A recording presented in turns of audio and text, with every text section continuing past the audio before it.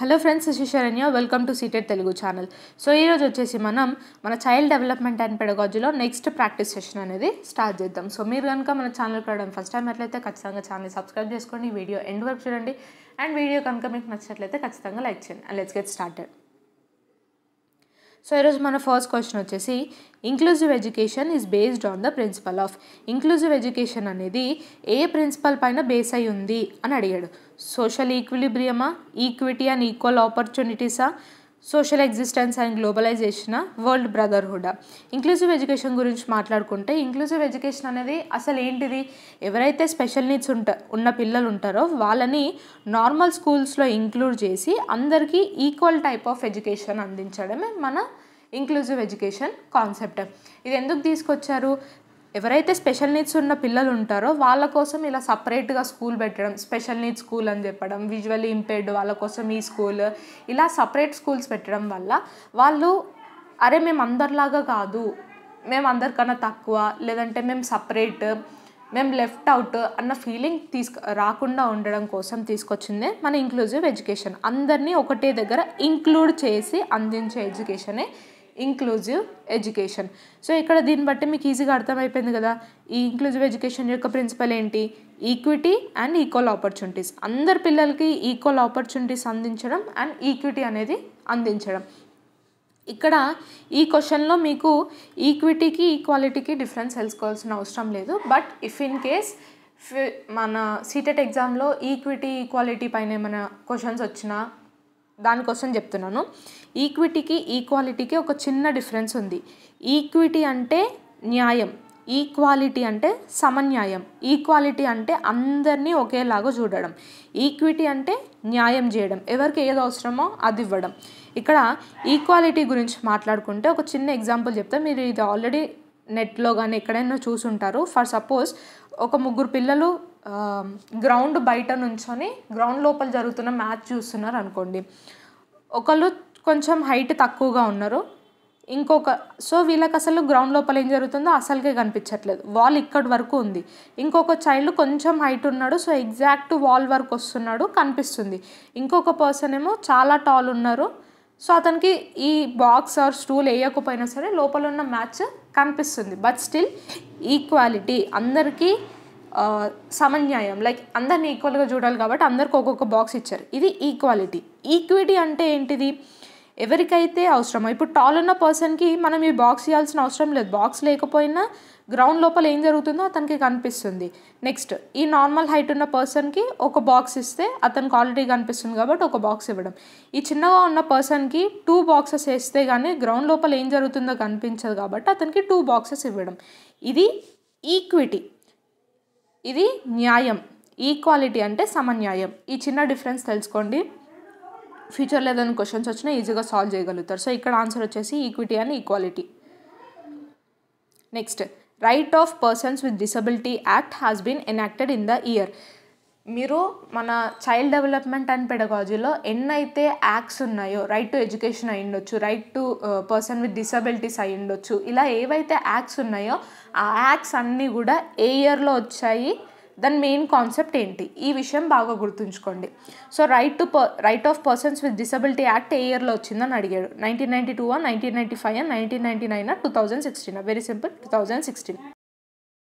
మన next question వచ్చేసి children with individual differences should be taught in a school having teachers. So individual differences ఉన్న పిల్లలు ఎలాంటి teachers ఉన్న స్కూల్లో వాళ్ళకి చదువు చెప్పాలి అని అన్నాడు. So to teach in different sections of classroom based on their individual differences. Individual డిఫరెన్సెస్ని బేస్ చేసుకొని పిల్లల్ని సపరేట్ సెక్షన్స్లో కూర్చోబెట్టి వాళ్ళకి ఎడ్యుకేషన్ అందించాలా, లేదు అంటే ఎవరైతే teachers trained to use different pedagogy to meet the divorce learning needs. ఇప్పుడు ఇండివిజువల్ డిఫరెన్సెస్ ఉన్నాయంటే అక్కడ డిఫరెంట్ నీడ్స్ ఉన్నాయి పిల్లలకి, ఒక్కొక్క చైల్డ్కి ఒక్కొక్క నీడ్ ఉంటుంది అని అర్థం. సో ఆ నీడ్స్ని బేస్ చేసుకొని డిఫరెంట్ పెడగాజీ యూస్ చేసేటట్టుగా ట్రైనింగ్ ఇచ్చిన టీచర్స్ ఉండాలా, లేదు అంటే trained to teach children with specific individual difference. ఈ పర్టికులర్ ఇండివిజువల్ డిఫరెన్సెస్ ఉన్న పిల్లలకి మాత్రమే నేను టీచ్ చేస్తాను అనేటట్టుగా ఉండే టీచర్స్తో టీచ్ చేయించాలా, లేదు అంటే train to make homogeneous learners. ఎన్ని డిఫరెన్సెస్ ఉన్నా కూడా అందరూ ఒకేలాగా ఉండేటట్టుగా పిల్లల్ని మౌల్డ్ చేయడం, ట్రైన్ చేసేటట్టుగా ట్రైన్ చేసిన టీచర్స్ ఉండాలి.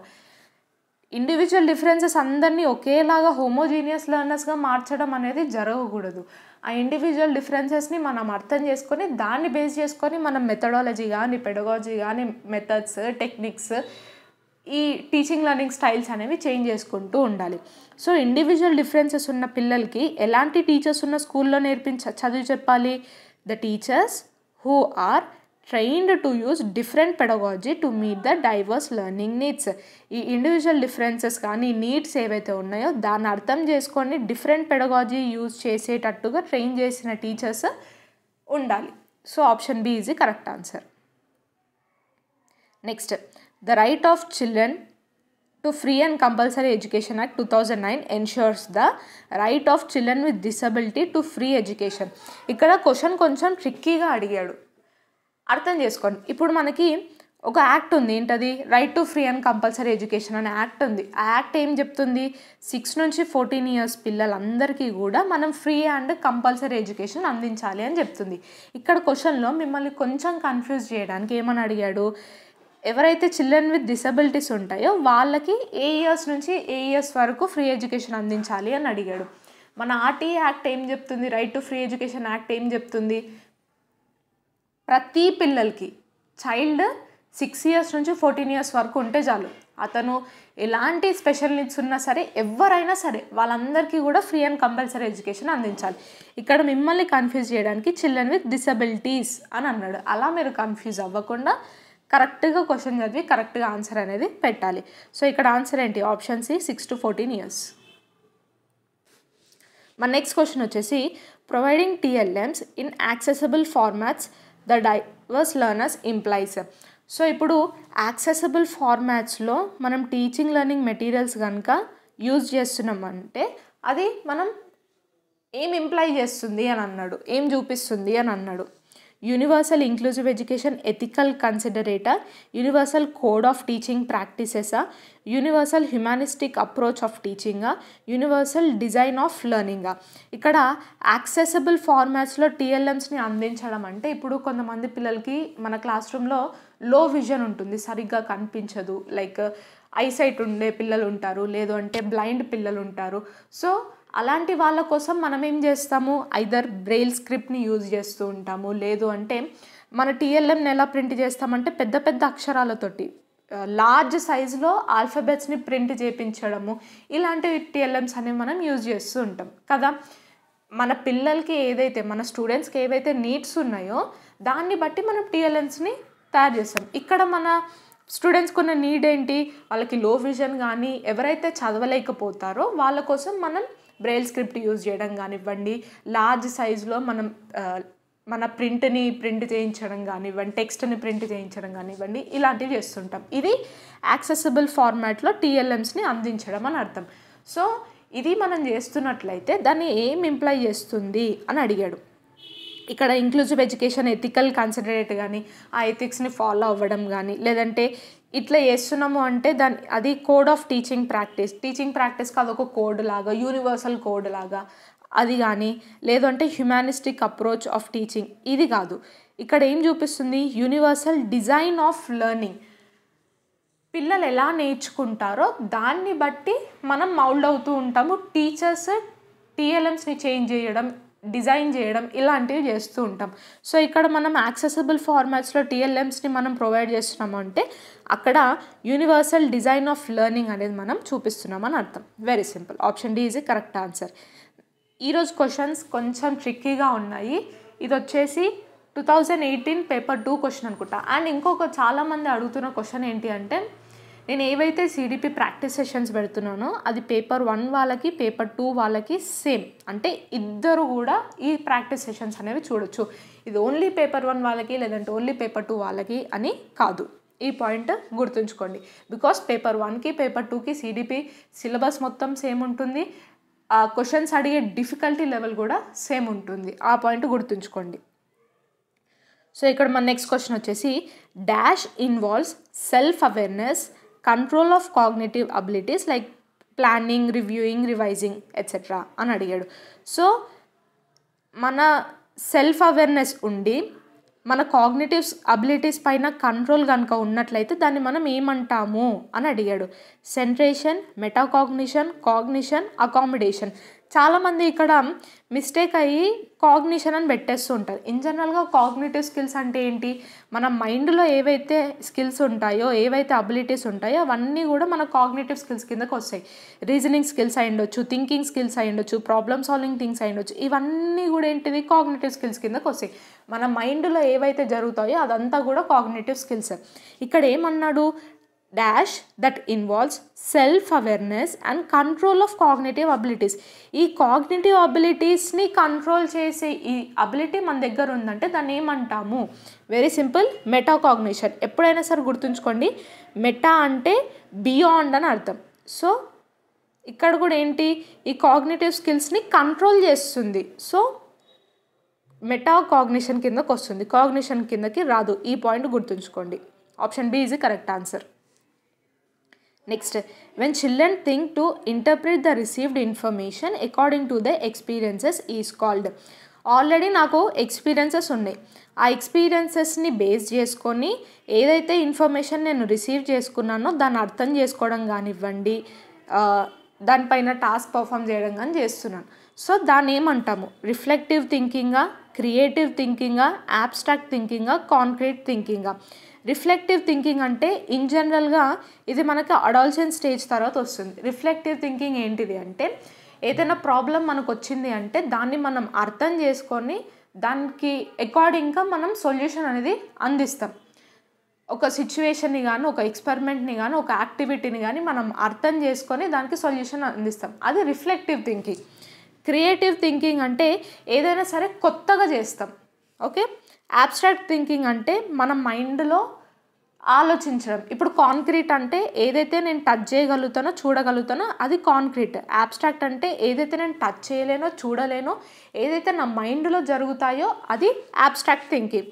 కాంక్రీట్ థింకింగ్ అంటే ఇందాక నేను చెప్పింది, ఏదైతే నేను చూడగలుగుతానో, టచ్ చేయగలుగుతానో అది కాంక్రీట్ థింకింగ్. ఇప్పుడు ఇక్కడ క్వశ్చన్లో ఏమన్నాడు, ఆల్రెడీ నేను ఎక్స్పీరియన్స్ చేశాను అన్నాడు, ఇంకొకటి చిల్డ్రన్ అని అన్నాడు. సో రిఫ్లెక్టివ్ థింకింగ్ తీసేయచ్చు, క్రియేటివ్ థింకింగ్ తీసేయచ్చు. బికాస్ క్రియేటివ్ థింకింగ్ అంటే కొత్తగా చేయడం. ఇక్కడ ఆల్రెడీ ఎక్స్పీరియన్సెస్ని బేస్ చేసుకొని నేను ఒక విషయాన్ని అర్థం చేసుకుంటున్నాను. సో అది క్రియేటివ్ థింకింగ్కి కిందకి రాదు, యాబ్స్ట్రాక్ట్ థింకింగ్ కిందకి కూడా రాదు. సో మిగిలింది ఏంటిది, కాంక్రీట్ థింకింగ్.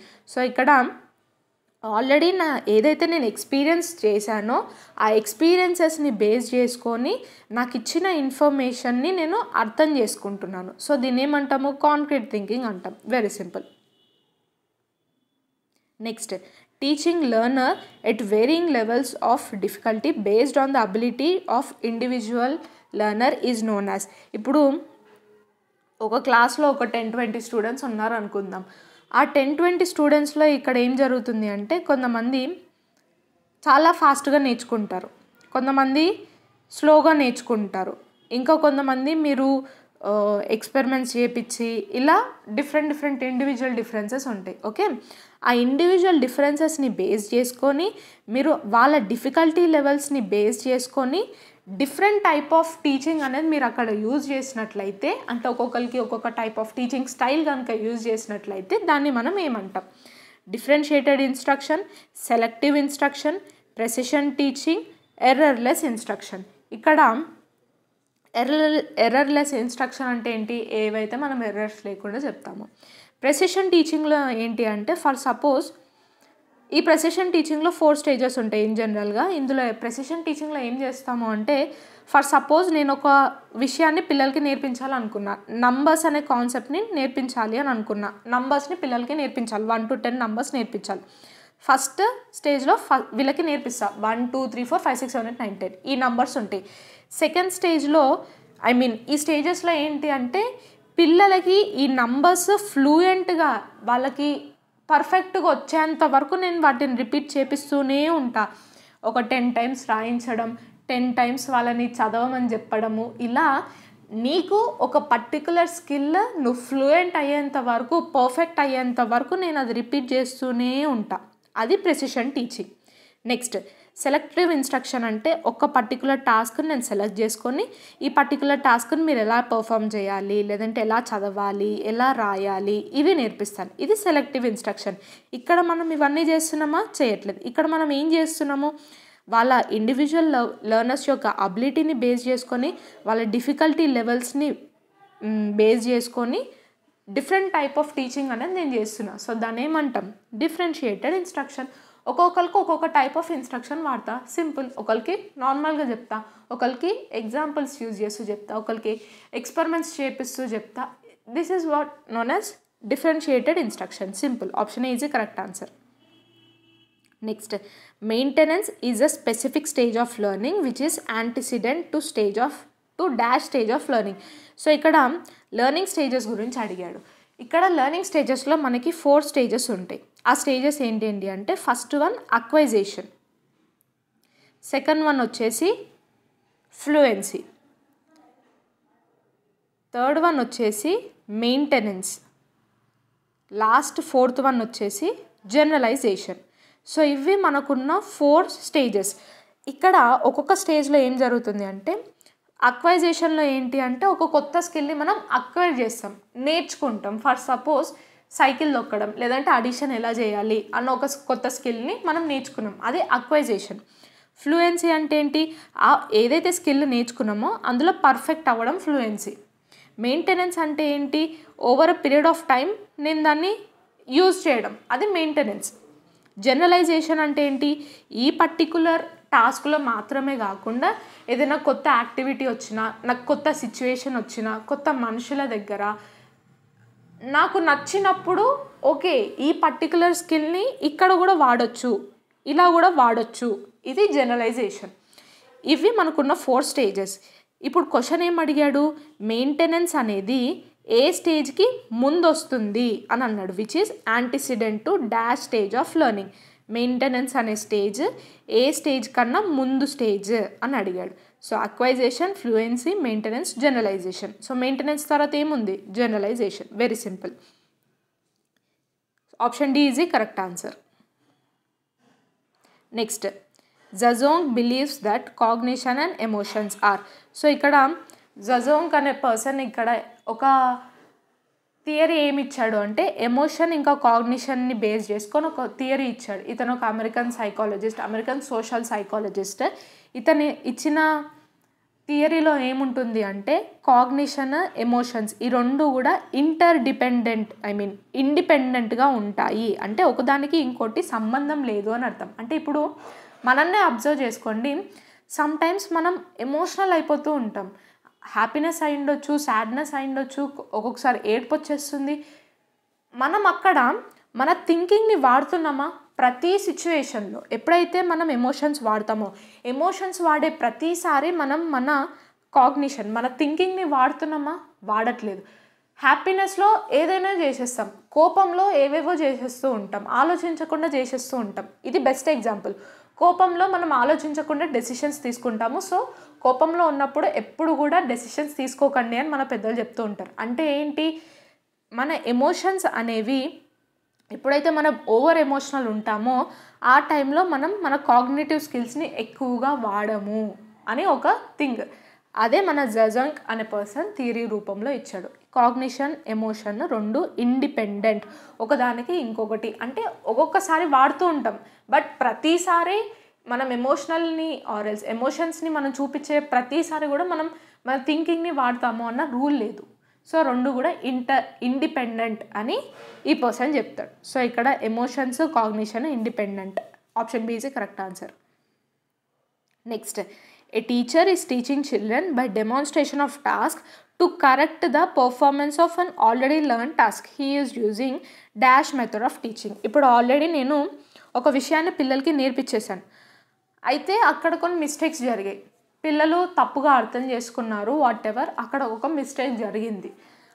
ఆ మిస్టేక్ని కరెక్ట్ చేయడం కోసం నేను మళ్ళీ అదే టాస్క్ని డెమాన్స్ట్రేట్ చేస్తూ నేర్పిస్తున్నాను. ఇప్పుడు టీచర్ అక్కడ ఏం యూజ్ చేస్తున్నారు, ఏ మెథడ్ యూజ్ చేస్తున్నారు, ఇమిటేషనా, అబ్జర్వేషన్, కరెక్షనా, మోడలింగా. బ్లైండ్గా ఇక్కడ టీచర్ కరెక్ట్ చేస్తున్నారు కాబట్టి, ఆల్రెడీ నేర్చుకున్న టాస్క్ని కరెక్ట్ చేస్తున్నారు కాబట్టి అది కరెక్షన్ అని చెప్పి పెట్టకండి, అది తప్పు. ఇమిటేషన్ అంటే ఒకరిని మనం ఇమిటేట్ చేయడం. ఇక్కడ టీచర్ ఇమిటేట్ చేస్తున్నారా? ఇమిటేట్ చేయట్లేదు, ఇమిటేషన్ తీసేయండి. అబ్జర్వేషన్ అంటే ఏంటి? ఏదైనా ఒక విషయాన్ని చూస్తూ అబ్జర్వ్ చేస్తూ నేర్చుకోవడం. ఇక్కడ టీచర్ అబ్జర్వ్ చేస్తున్నారా? చేయట్లేదు. Next modelling. ఇక్కడ టీచర్ డెమాన్స్ట్రేట్ చేస్తున్నారు. సో డెమాన్స్ట్రేషన్ అనేది మోడలింగ్ కిందకు వస్తుంది. So option D is a correct answer. According to Mann and Janis, decision makers, children analyze the problem, list the alternatives and weigh each option for its advantages and disadvantages.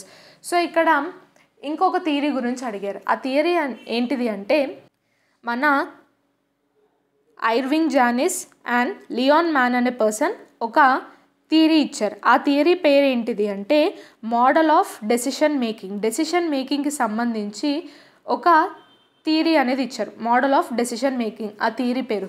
So ఇందులో వాళ్ళు ఏం చెప్తారు అంటే, పిల్లలు ఎప్పుడైతే decision making తీసుకుంటారో అప్పుడు vigilant అనే ఒక బిహేవియర్ని చూపిస్తారు. సో విజిలెంట్ బిహేవియర్లో ఏంటి అంటే, నేను ఒక డెసిషన్ తీసుకుంటున్నాను, సో డెసిషన్ తీసుకునే ముందు దానికి సంబంధించిన రిలవెంట్ ఇన్ఫర్మేషన్ని కలెక్ట్ చేస్తాను. కలెక్ట్ చేసిన తర్వాత ఆ డీటెయిల్స్లోకి వెళ్తాను. ఇన్ఫర్మేషన్లో కంప్లీట్ డీటెయిల్స్ అన్నీ కూడా నేను తెలుసుకుంటాను. డీటెయిల్స్ మొత్తం తెలుసుకొని నేను ఎటువైపు డెసిషన్ తీసుకుంటే కరెక్ట్ అన్నది ఒకసారి ఇవాల్యుయేట్ చేస్తారు. ఇవాల్యుయేట్ చేసిన దాన్ని మళ్ళీ ఒకసారి రీవాల్యుయేట్ చేస్తారు. ఇవి చేసిన తర్వాత వాళ్ళు డెసిషన్ మేకింగ్ అనేది తీసుకుంటారు. సో ఇక్కడ ఎప్పుడైనా సరే పిల్లలు డెసిషన్ మేకింగ్ తీసుకునేటప్పుడు వాళ్ళు విజిలెంట్ బిహేవియర్ని చూపిస్తారు అని చెప్పి మ్యాన్ ఇంకా జానిస్ చెప్తారు. సో ఇక్కడ అడిగిన క్వశ్చన్ కూడా అదే. According to Mann and Janis, decision makers, children analyse the problem. ఇచ్చిన ప్రాబ్లం ఏంటి అనలైజ్ చేసుకొని, సో ఈ ప్రాబ్లంకి మొత్తం ఇన్ఫర్మేషన్ని కలెక్ట్ చేస్తారు. దానికి సంబంధించిన రిలవెంట్ ఇన్ఫర్మేషన్ మొత్తము కలెక్ట్ చేసి ఏమేమి ఆల్టర్నేటివ్స్ ఉన్నాయి, ఏమేమి ఆప్షన్స్ ఉన్నాయి, లైక్ ఈ పర్టికులర్ ప్రాబ్లంకి ఎన్ని సొల్యూషన్స్ ఉన్నాయి, ఏ సొల్యూషన్ని నేను చూస్ చేసుకుంటే బెటర్గా ఉంటుంది, దీని అడ్వాంటేజెస్ ఏంటి, ఒక పర్టికులర్ సొల్యూషన్ని చూస్ చేసుకుంటే దీనికి అడ్వాంటేజెస్ ఏంటి, డిసడ్వాంటేజెస్ ఏంటి, ఇలా ప్రతిదీ వాళ్ళు ఇవాల్యుయేట్ చేసి లాస్ట్కి ఒక డెసిషన్ మేకింగ్కి వస్తారు. ఈ బిహేవియర్ని మనం విజిలెంట్ బిహేవియర్ అని అంటాం. ఇక్కడ సర్వేలెన్స్ అంటే, అవుట్ గోయింగ్ అంటే, ఆటోక్రటిక్ అంటే ఇప్పుడు డెమోక్రటిక్ అంటే పీపుల్ డెసిషన్ లాగా ఉంటుంది. ఆటోక్రటిక్ అంటే సొంతంగా గవర్న్ చేయడం, సొంతంగా ఒక సిస్టమ్ని గవర్న్ చేయడం కిందకు వస్తుంది. అవుట్ గోయింగ్ అంటే ఎక్స్ట్రోవర్ట్గా ఉండడం, ఇది అవుట్ గోయింగ్ కిందకు వస్తుంది. సర్వేలెన్స్ అంటే ఎప్పుడు ఒక దాన్ని అబ్జర్వ్ చేస్తూ ఉండడం. Next, in dash thinking a child as a problem solver evaluates the truth or likelihood statement. ఏ థింకింగ్లో పిల్లలు ఒక ప్రాబ్లమ్ సాల్వర్గా నిజాన్ని ఇవాల్యుయేట్ చేసి ఆర్ ఎల్స్ స్టేట్మెంట్స్ని ఇవాల్యుయేట్ చేస్తారు అని అడిగాడు. క్రియేటివా, అస్థెటికా, అబ్స్ట్రాక్టా, లాజికా. సో నిజాన్ని ఎక్కడ పిల్లలు ఇవాల్యుయేట్ చేయడం కానీ, ఒక ప్రాబ్లమ్ సాల్వర్గా ఎక్కడ ఉంటారు, లాజికల్ థింకింగ్లో ఉంటారు. క్రియేటివ్ థింకింగ్ అంటే ఏదైనా కొత్తగా చేయడం, ఏదైనా న్యూగా చేయడం క్రియేటివ్ కిందకు వస్తుంది. అస్థెటిక్ కానీ అబ్స్ట్రాక్ట్ కానీ ఇవి ఈ థింకింగ్లో పిల్లలు ఒక ప్రాబ్లమ్ సాల్వర్గా నిజాన్ని బయటకు తీయడం కానివ్వండి, నిజాన్ని ఇవాల్యుయేట్ చేయడం కానీ జరగదు. లాజికల్ థింకింగ్లో పిల్లలు ఒక ప్రాబ్లమ్ సాల్వర్గా ఉంటారు. ప్రాబ్లమ్ని ఎలా సాల్వ్ చేయాలి, ఎన్ని సొల్యూషన్స్ ఉన్నాయి, ఏది కరెక్ట్, ఏది ట్రూ, ఇలా ప్రాబ్లమ్ సాల్వర్గా బిహేవ్ చేస్తూ ఉంటారు. So option D is a correct answer. Next, the task in which children get experience while enjoying themselves is known as. ఏ టాస్క్లో అయితే పిల్లలు ఎంజాయ్ చేస్తూ ఎక్స్పీరియన్సెస్ని పొందుతారో ఆ టాస్క్ని ఏమంటారు? డ్రిల్ అండ్ ప్రాక్టీస్ టాస్కా, కన్జ్యూమర్ టైప్ టాస్కా, ప్రొడ్యూసర్ టైప్ టాస్కా, ప్రాబ్లమ్ టైప్ టాస్కా. ప్రాబ్లమ్ టైప్ టాస్క్లో పిల్లలు ప్రాబ్లమ్ సాల్వ్ చేస్తూ ఉంటారు. వాళ్ళకంటూ పర్టికులర్ ప్రాబ్లమ్స్ ఇచ్చి ఆ ప్రాబ్లమ్స్ని సాల్వ్ చేయమని అక్కడ వాళ్ళు ఆ ప్రాబ్లమ్ని సాల్వ్ చేయడం కోసం ఇన్ఫర్మేషన్ కలెక్ట్ చేస్తారు. ఏది కరెక్ట్, ఏది రాంగ్ అని ఇవాల్యుయేట్ చేసి లాస్ట్కి ఒక సొల్యూషన్ అని తీస్తారు. డ్రిల్ అండ్ ప్రాక్టీస్ టాస్క్లో ఏం జరుగుతుంది? ఏదైతే స్కిల్ నేను నేర్పించానో ఆ స్కిల్లో పర్ఫెక్షన్ అనేది తెచ్చుకోవడం కోసము ఆ డ్రిల్ని రిపిటేటివ్గా ప్రాక్టీస్ చేయడం. ఇప్పుడు ఫర్ సపోజ్ నేను ఆల్ఫాబెట్స్ నేర్పించాను, ఆల్ఫాబెట్స్లో పర్ఫెక్షన్ కోసం ఆల్ఫాబెట్స్ని ఒక 10 టైమ్స్ రాయడం, ఆల్ఫాబెట్స్ని ఒక 10-20 టైమ్స్ చదవడం, ఇలా డ్రిల్ ఇంకా ప్రాక్టీస్ చేస్తారు. అక్కడ పిల్లలు మీకు ఎంజాయ్ చేస్తున్నట్టు అనిపిస్తుందా? ఎంజాయ్ చేస్తున్నట్టు అనిపిస్తలేదు. సో డ్రిల్ అండ్ ప్రాక్టీస్ టాస్క్లో, ప్రొడ్యూసర్ టైప్ టాస్క్లో, ప్రాబ్లమ్ టైప్ టాస్క్లో పిల్లలు ఎంజాయ్ సో కన్జ్యూమర్ టైప్ టాస్క్లో పిల్లలు ఎంజాయ్ చేస్తూ ఎక్స్పీరియన్సెస్ అనేవి గెయిన్ చేసుకుంటూ ఉంటారు. సో ఇక్కడ సింపుల్ కరెక్ట్ ఆన్సర్ వచ్చేసి option B. Next, multi sensory approach in teaching learning is the simultaneous use of visual, auditory, tactile and dash sensors to enhance the learning. So teaching learning ప్రాసెస్లో multi sensory approach అనేది ఒక type of approach, ఒక type of teaching method. So ఈ teaching మెథడ్లో ఏంటిది, multiple సెన్సర్స్ని మనం use చేస్తూ ఉంటాం. మనకున్న సెన్సెస్ ఏంటి, ఐస్ కానీ, నోస్ కానీ, టేస్ట్ కానీ, టచ్ కానీ, ఇవి సెన్సెస్. సో ఇలా మల్టిపుల్ సెన్సెస్ని ఇన్వాల్వ్ చేస్తూ మనం టీచింగ్ అనేది చేస్తాం. దాన్నే మనం మల్టీ సెన్సరీ అప్రోచ్ అంటాం. అయితే ఈ అప్రోచ్లో ఏమేమి యూజ్ చేస్తాం, విజువల్ ఒకటి అంటే ఐస్ని, ఆడిటరీ అంటే మన హియరింగ్ కూడా ఇన్వాల్వ్ అవుతుంది, టాక్టైల్ అంటే మన టచ్ సెన్స్ కూడా అక్కడ ఇన్వాల్వ్ అవుతుంది, అండ్ ఇంకో సెన్స్ ఏం సెన్స్ అని అడిగాడు, కైనస్థెటికా, vestibular, perceptual, observational.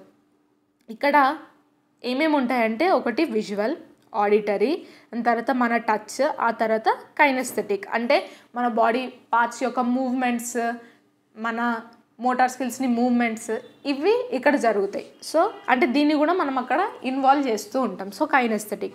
So multi sensory approach in teaching learning is a simultaneous use of visual, auditory, tactile and kinesthetic senses to enhance the learning. Very simple.